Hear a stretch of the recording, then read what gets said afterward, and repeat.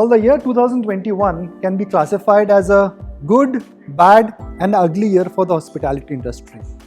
Thankfully for the industry, bad has not become worse. But it's been a year of introspection, it's been a year of learning, it's been a year when at the beginning of the year it was slow, but now looks like we are in for a great finish. So it gives me great pleasure to connect with Mr. Chhatwal. He manages, needs no introduction, Indian Hotels, India's largest hospitality chain. So it's been a good, bad and ugly. It started with a year where things were looking tough, but as we unwind the year, things are looking up. Yeah, well said actually, and thank you for having me. I would call it was ugly, bad, okay, good, and hopefully finishing at a very good. Okay. Do you think the very good will move from 2021 to 2022 where we will only say that it's now very good for the industry? Eventually the industry is very resilient, and I am not only confident, I am absolutely bullish that the industry will bounce back much stronger. And the reason is that the demand will come back. There's a lot of pent-up demand. There's a lot of people wanting to travel, and the supply will stay constrained. So that balance is very healthy for the growth of revenues, for the growth of existing hotels portfolio. So all in all, I would say not just confident, I'm bullish that as of next financial year, we will start seeing positive results. But there is that one if which all of us don't know, the third wave, the fourth wave, what kind of impact those brings with them. But generally, the sentiment is very positive on the domestic front. Just to understand the current environment, we are using this word revenge travel a lot. Are you feeling that sugar rush in your business as well? Not really. I just think that the word revenge is wrong. I think travel is fun. Travel is entertaining, travel is relaxing, travel helps you to rejuvenate, energize yourself. So I think there is this fundamental need to see and to be seen, to relax your mind and body, to meet people, to build up relationships, to do business that is done in person cannot always be done on a Zoom call. So I think all in all, how many months, how many years are people going to sit at home and try to do business? So I think you have to eventually get out and get a job done. And yes, a lot can be done in a hybrid format, a lot can be done to bridge the gap in a digital format, but eventually nothing replaces the personal relationship, the personal ask, like you and I are also doing as we speak right now. Okay, so let's understand the business. And wonderful meeting you in person after 2 years. I know, and it's been a while, and I've just missed meeting people. You're absolutely right. There's something which, the warmth of meeting of people, the osmosis of working with your team, that's incredible. Absolutely. So let's understand the dynamics now. First, the main business for Indian hotels, which is the corporate travel. How much of that business has normalized to pre-COVID? Actually, we are very blessed because of our portfolio mix. We have almost 45% of our portfolio can also be classified for leisure destinations, right? So we have almost 20 outlets in Goa. We have several outlets in Kerala. Now, when I say 20, I'm including the homestays also. But even as number of hotels, we are the largest player.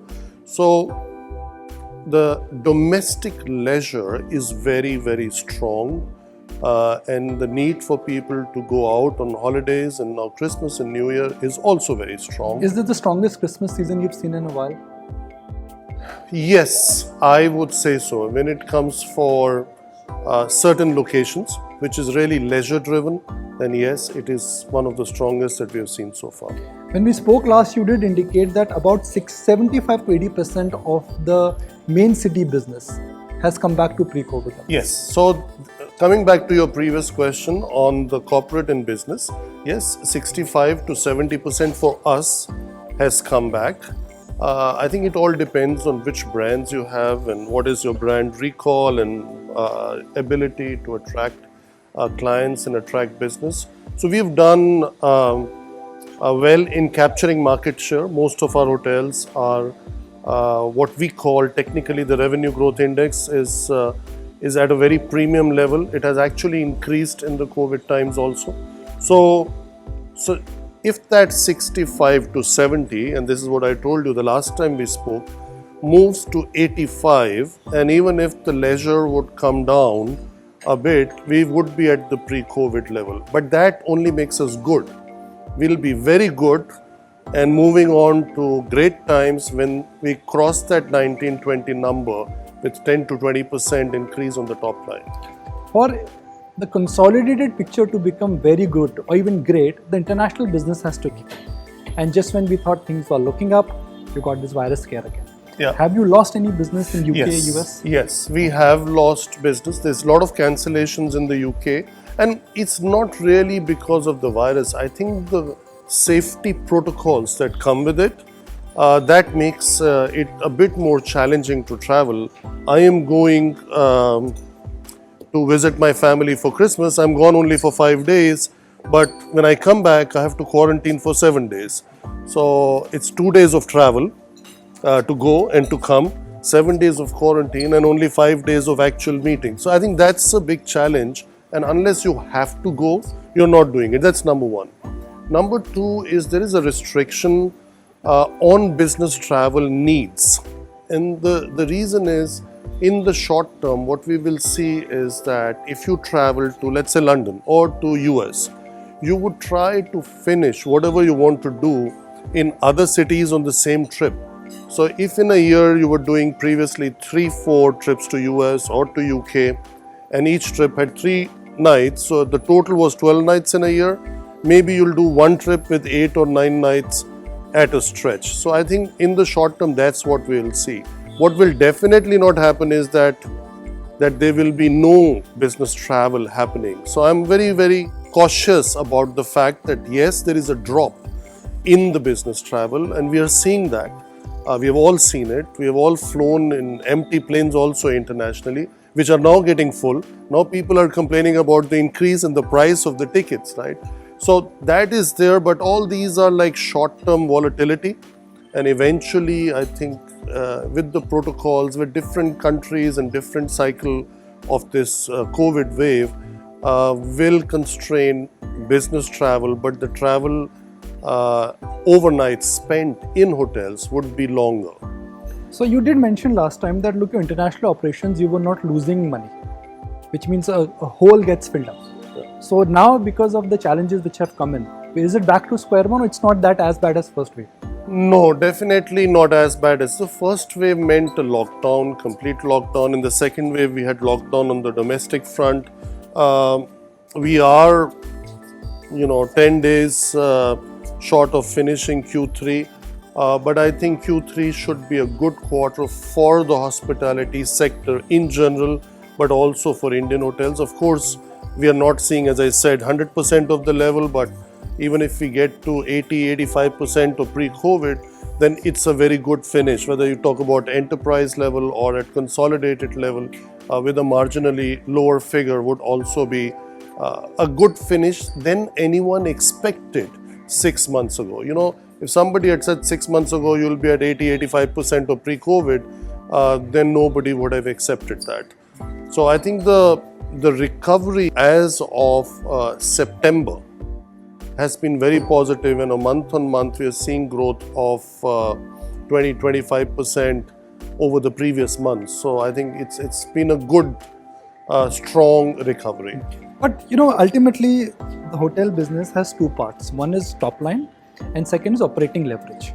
At what point in time operating leverage, which is pricing power or ARR, comes back to you? Well, in most of our properties, the ARR is already back. Which is back to pre-COVID. It's back to pre-COVID. And when we look at Q3, what is different is that leisure is doing far better than pre-COVID on average rate. Corporate is still lagging behind. So when you do the mix of the two, you're getting quite close to About the... marriage, banquets. That's the challenge. The challenge is the restrictions in the number of people for weddings. The challenge has been opening hours. In many places, restaurants were only open till 4. Let's say in the city of Mumbai, then they were open till 9. And it has been a restricted opening, and maybe rightly so, because the safety of not only our customers but all our stakeholders is of prime importance. Having said that, I think the restaurants are beginning to show 100% of pre-COVID level revenue. It is where we are lagging behind is the banqueting in those large weddings of 500, How much is 1,000 that as people. percentage of revenue? That's a big percentage of revenue in India for upper upscale and luxury segment. So you can easily say between 20 to 25% of the top line comes from meetings, incentives, conferences, and weddings. So just to understand the very basic dynamics, and by the way, this is a lovely Christmas setting. I always get this iconic feeling. I come here as a child. I've been to this floor. Got very happy family memories. My sister got engaged in one of the restaurants here. So this is where I guess it's historic every time we walk on these corridors. Yeah, very well said. Actually, this is not a hotel. I think it's a national monument, if not a global monument. And it is registered also internationally as a monument. So I think there's this myth. As a child, I used to read the Taj Ulta Bana. Is it true? I think the Taj bana tha, or when it was conceived, the gateway of India was not there. So once it came, some changes had to be made. But Taj kabhi ulta nahi bana. Taj seedha hi hota hai, aur Taj is always at the right place. I think as a brand, it's not only a pride of Tata Group, it's a pride of the nation. And as you know, it was voted as the strongest hotel brand in the world. First brand coming from India to have made it to that kind of accolade is a reason for all of us to be proud. Yeah, it's indeed. It's like one of the Rise with India moments that an Indian hospitality company can command this kind of respect, love, and affection. So why are hotel stocks by markets considered as infrastructure stocks? If I come to Taj, I come for the service, I come for the quality, I come for the experience, and that's what you get with a brand. But hotel stocks globally trade at P multiples like the infra company. Right. So traditionally, hotel business was very owner and operator. You were having both the entities in one company. What has happened is over the years, we have also moved into that asset light model of servicing our owners through management contracts. So we don't necessarily own anymore the new hotels that are being built. So if you look at the past, but that's a large part of EBITDA, sir. 4,500 rooms which you own account for 80% of your EBITDA. So that's correct. The meaty part, isn't it? Yes and no, because going forward, I think we have to take care of our iconic assets like this one. Of course, they will remain always very special, but the change in the business model will come, the growth will come mainly through the management contracts, and the management contracts contribution to EBITDA is very strong because the flow through is strong. So a hotel like this would do what? Contribution to bottom line would be 15-20%, whereas each management contract could contribute up to 60%. So our corporate overhead based on cost per hotel will continue to go down, as it does not need the similar kind of infrastructure to run, to asset manage, and to take care of the assets, including the P&L. So here we get the entire revenue in our consolidated and reported revenue.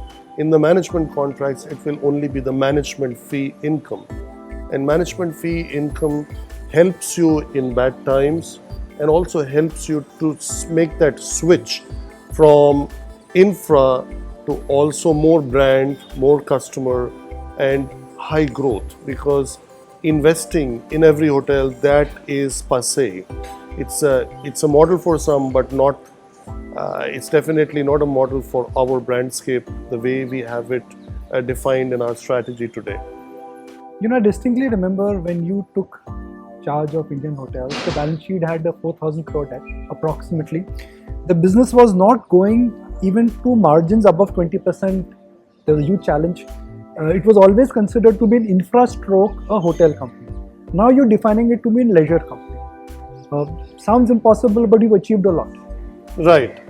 So, save for COVID, we did finish March of 2020 at 25% EBITDA, which was the 800 basis point increase which we had promised in April 2022, but we already achieved it in 2020. So that was positive. But then with the lockdowns, all this was, like kind of gone, was up in the air.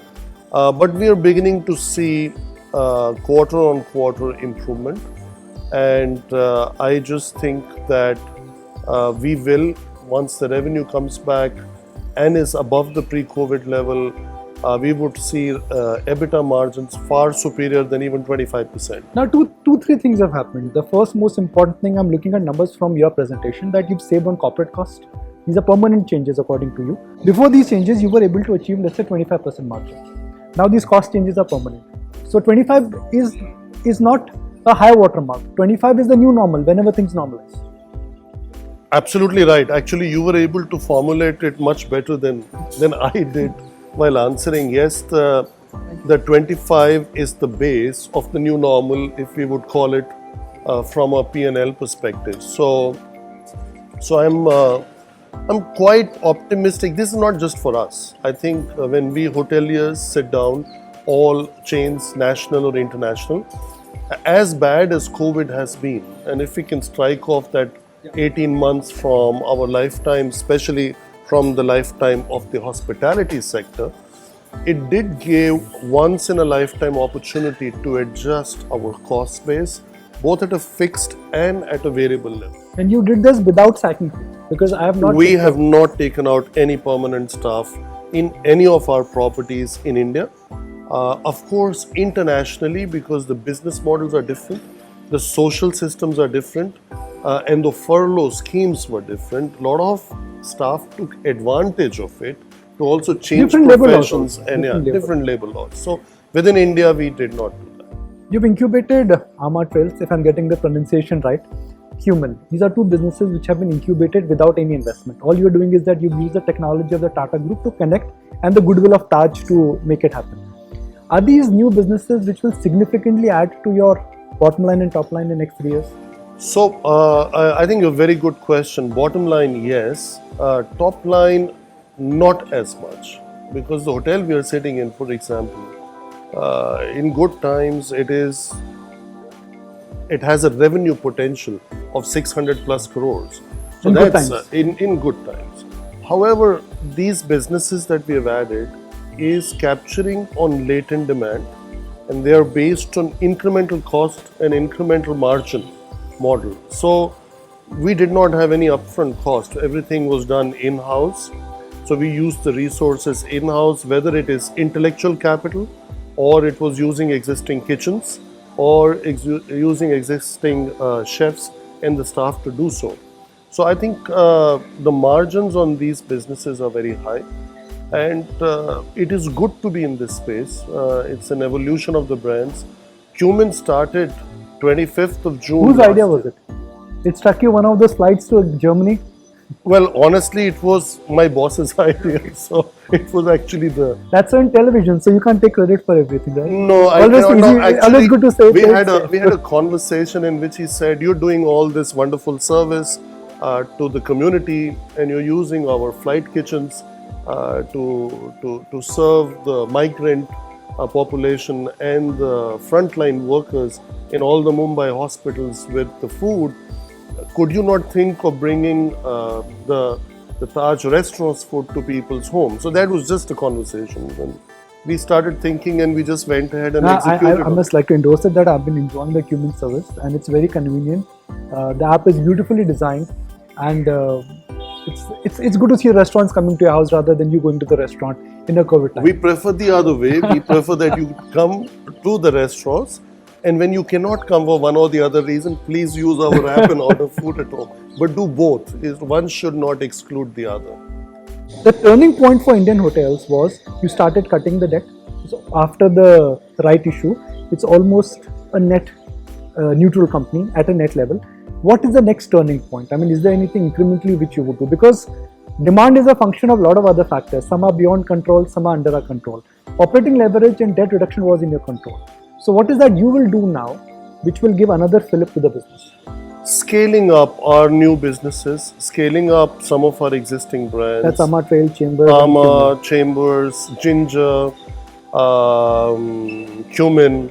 We're already in 20 cities. We just added 15 quick service restaurants in Cumin, but you know, the next ambition or aspiration is 50 and then the 100. So I think scaling up in a financially prudent fashion is going to be the aspiration. Leveraging our group platforms, which we have access to. They talk of a new super app which is Super coming. app, for example, you know, we are one of the founding members, and I think we stand to benefit a lot from that. So I'm really looking forward.